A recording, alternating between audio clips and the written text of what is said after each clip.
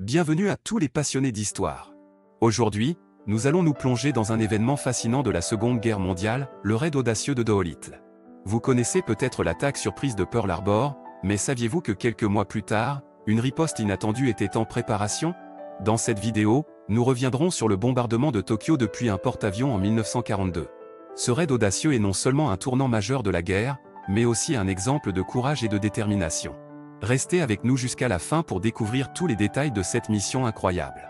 N'oubliez pas de vous abonner à notre chaîne, de liker cette vidéo et de laisser des commentaires pour nous soutenir dans notre travail de recherche et de création de contenu. Alors, êtes-vous prêts à embarquer dans cette aventure historique?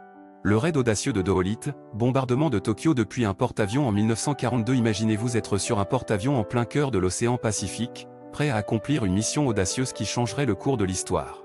C'était le 18 avril 1942, pendant la Seconde Guerre mondiale, lorsque le raid de Doolittle a été lancé. Le but était simple mais incroyablement risqué, bombarder Tokyo, la capitale de l'Empire japonais, depuis un porte-avions. Le raid de Doolittle était le premier bombardement américain sur le territoire japonais après l'attaque de Pearl Harbor. Il avait pour objectif de relever le moral des Américains et de montrer au Japon que l'Amérique était prête à se battre jusqu'au bout. Mais comment une telle mission a-t-elle pu être réalisée à partir d'un porte-avions? C'est là que réside toute l'audace et l'ingéniosité de cette opération. Le porte-avions utilisé pour le raid de Doolittle était l'USS Hornet. Il a été spécialement modifié pour pouvoir transporter des bombardiers BE-25, qui étaient beaucoup plus gros et plus lourds que les avions habituellement lancés depuis un porte-avions. Pour y parvenir, les ingénieurs ont dû alléger les avions en enlevant tout l'équipement non essentiel, comme les mitrailleuses et les sièges arrière. Cela permettait aux avions de décoller avec une plus grande charge de carburant, ce qui était crucial pour atteindre Tokyo et rentrer en Chine par la suite. Mais il y avait un autre défi à relever, les avions devaient décoller depuis le porte-avions avec très peu de pistes d'envol disponibles. Pour cela, les pilotes ont utilisé une technique appelée catapultage à l'élastique. Un puissant élastique était attaché à l'avant de chaque avion, et lorsqu'il était relâché, l'avion était projeté en avant avec suffisamment de vitesse pour décoller. Cette méthode était extrêmement risquée, car les avions avaient à peine assez de place pour décoller et devaient éviter de tomber à l'eau. Malgré tous les défis auxquels ils ont été confrontés, les pilotes de l'escadron de Doolittle ont réussi à décoller et à atteindre leur objectif.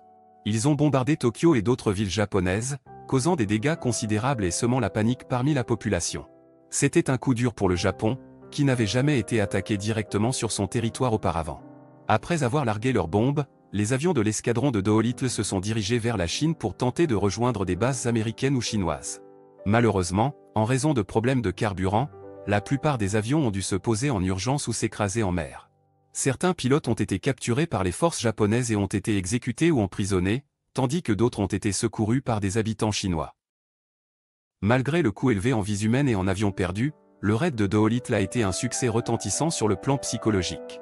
Il a montré au Japon que même son cœur, Tokyo, n'était pas à l'abri des attaques américaines.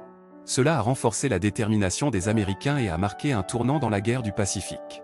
Le raid audacieux de Doolittle restera à jamais gravé dans l'histoire militaire comme l'une des missions les plus audacieuses et les plus réussies de la Seconde Guerre mondiale.